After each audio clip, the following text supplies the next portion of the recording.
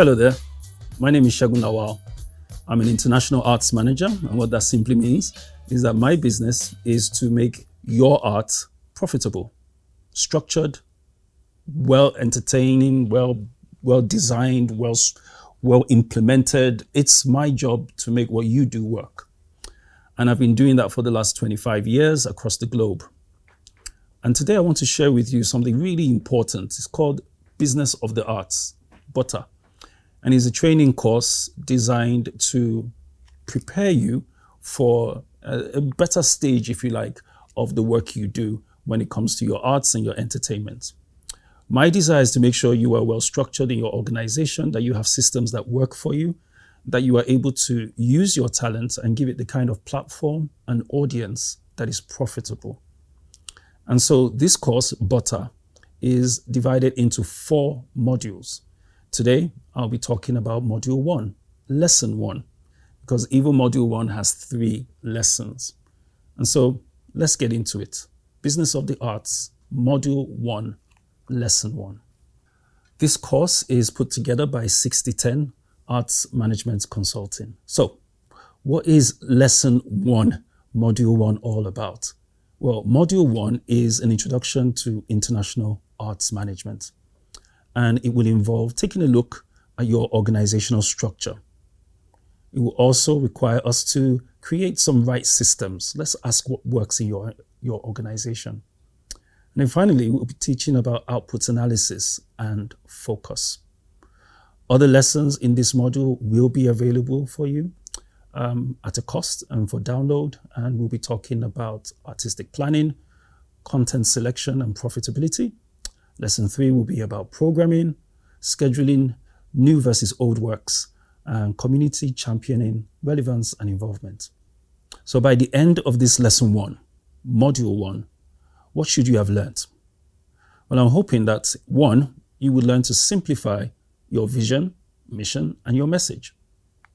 2, you will build a structure that works for you.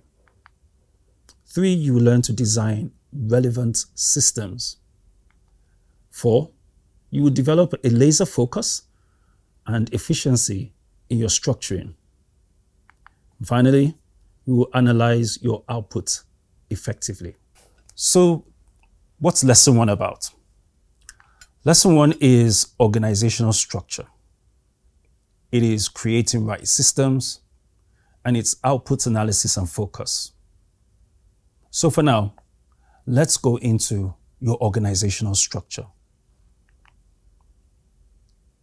When I wash the dishes, I tend to take a look at the problem, and it's sometimes a very big problem after a party.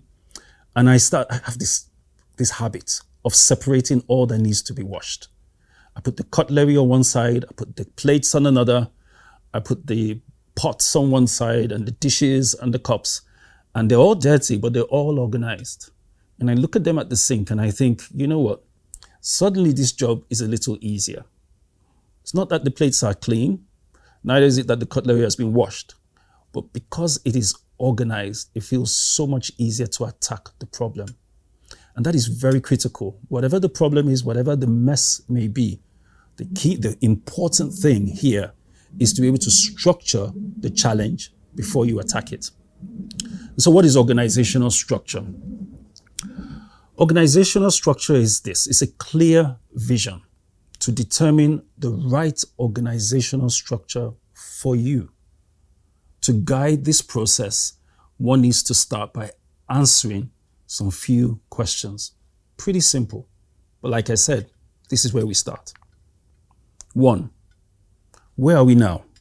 As an organization, as a company, as an individual? Where am I right now? Now, this is what I call visible to all. Everyone can see where you are. I'm starting from the garage. I have 1 employee, or I have £2,000 to begin with. You must be very clear as to where you are now. The next step is to be able to identify where and what we need to do. What do we need to do to get to the next level? Now, questions like that are not necessarily obvious. People don't see them, but you have to be honest about this question and obviously the answers. What do you need to get to the 3rd level, which is where you want to be? So there's where you are now, there's what we need to do right now, and there's where we want to be. Where you are now and where you want to be will be visible to all. What is not visible to all, typically, is all the work that has to be done behind the scenes. And that is very critical. We'll be talking about that shortly. So let's talk about where we are now. What are the factors that guide setting up your structure?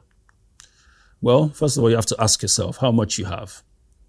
It's very important to know what resources are available to you. And so that you're not living a pipe dream and you're not just imagining things without the realities on ground. Do an inventory. What do you have? What materials, what resources, what contacts, how much is in your piggy bank? It is very essential to carry out this very simple and honest assessment of where you are. 2, know exactly what you are skilled at. You don't have to be good at everything, but know what you are good at presently. Are you a good writer, painter? Do you like dancing, singing? And how good are you? This stage may require you being a bit open to criticism, and which is not a bad thing.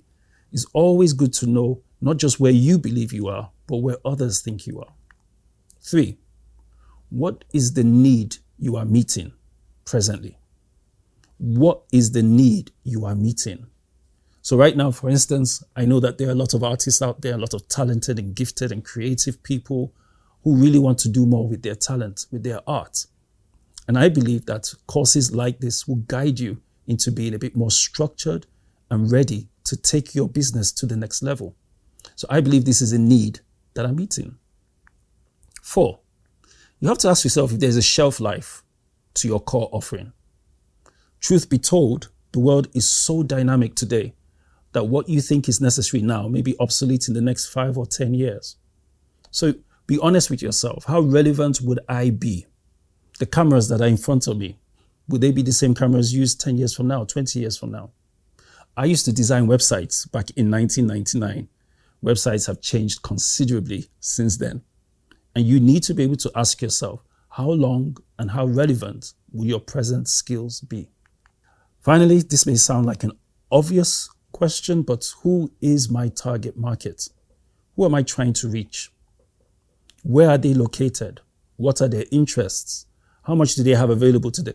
Do they even care? With all that's going on in the world, why would anyone be thinking arts and entertainment? It's very important to be able to identify who you want to reach, where you want to go. Because if you stand at the wrong platform, chances are you'll get into the wrong train.